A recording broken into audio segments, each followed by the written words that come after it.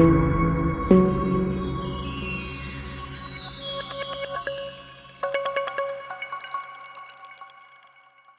الله الرحمن الرحيم. محمود عنوني، مدير الجهوي للفلاحة بجهة الداخلة وادي الذهب بالنيابة.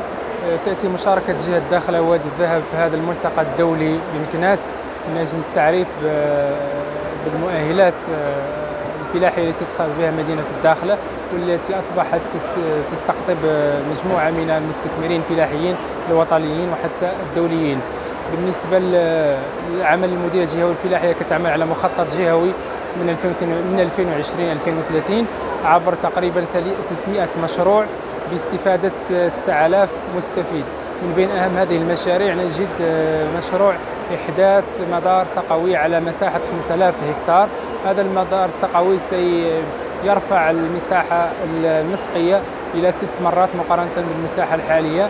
مكونات هذا المشروع هو محطة لتحلية المياه بطاقة استيعابية 37 مليون متر مكعب، 30 منها ستتوجه للري، بالإضافة إلى محطة لتوليد الطاقة الريحية ب 60 ميجاوات، وكذلك قنوات للري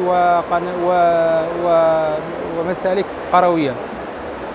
أيضا هذا المعرض هو كان فرصة للتعاونيات المحلية النسوية بجهة الداخلة والذهب من أجل إبراز المنتوجات المجالية التي يقومون بعملها يعني طوال السنة.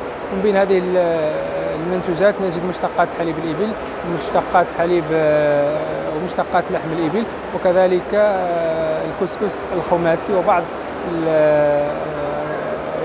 النباتات العطرية والطبية. شكرا. لا تنسوا الإعجاب بالفيديو والاشتراك بالقناة. اضغطوا على الزر سبسكرايب، المرجو تفعيل الجرس ليصلكم كل جديد. المواطنة نيوز، صوت المواطن.